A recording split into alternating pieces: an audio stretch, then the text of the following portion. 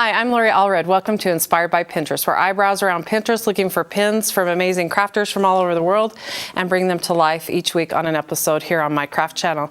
Today I am super excited to do this segment. This idea came from Christine McKay. She's a rock star when it comes to creative ideas, and I could not wait to do this episode. So first, let's start by going to my Holiday Easter's pin board.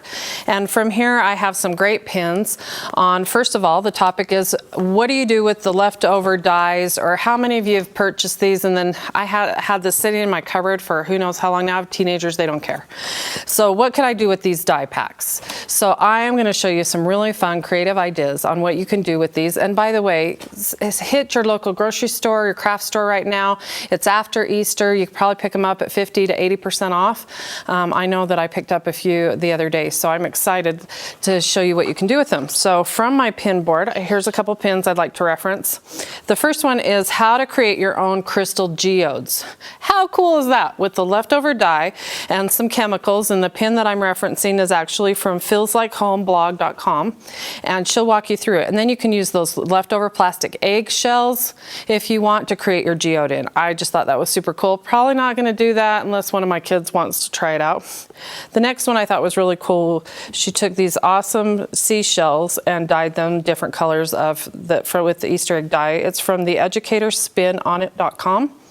And I just thought that was a really cool idea. But of course, you know, my heart speaks to paper and crafty things.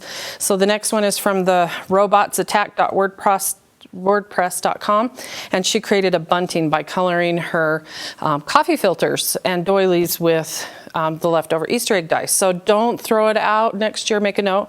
But again, you know, save those leftovers. So this idea really came from a segment that Christine McKay had done on Studio 5. And since many of you don't have access to Studio 5, we thought that we'd share it here on my craft channel. So here's the amazing ideas that Christine came up with. So she's taken some seam binding and twill tape and simply dyed it using the Easter egg dye. I thought that was really fun. Wood shapes that are so popular for crafters right now. How fun are these? Simple shapes that she simply set in the dye. Depending on how long you leave it in is how dark the color will go. And then of course you could get creative and mix colors. On my pin board I have some pins that'll show you how to combine colors to get different types of colors. So I thought those were really fun.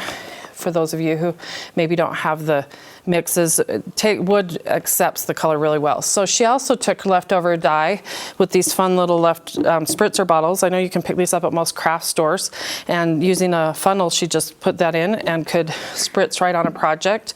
I thought this was a really cute idea. She took I believe this is a Teresa Collins stencil and some cute little banners, burlap banners. And of course you're going to want to mask off the part you don't want to color.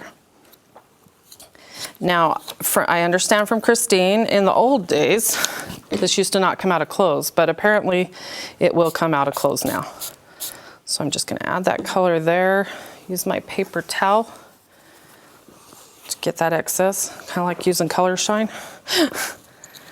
Pull that off, and look how cute this is. We have a cute little banner that we used just creating our own color misters. So how fun is that?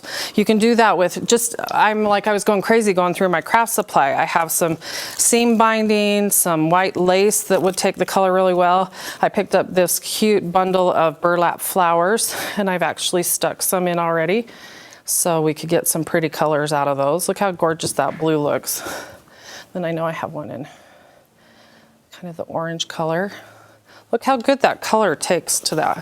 What a fun idea. And of course, we mentioned wood already. These are wood buttons that Christine said she left in the color overnight, and I just love the pop of color that those worked on.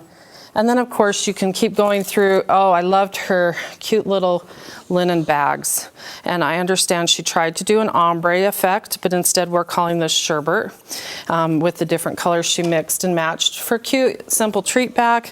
I just thought that was clever. She did do some Easter decorations, and burlap worked really awesome with the color.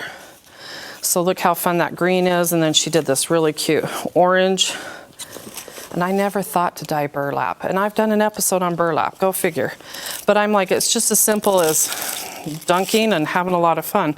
So I just can't stop, and I can't wait to start mixing colors and seeing how creative we can get with this. Look how beautiful that color takes.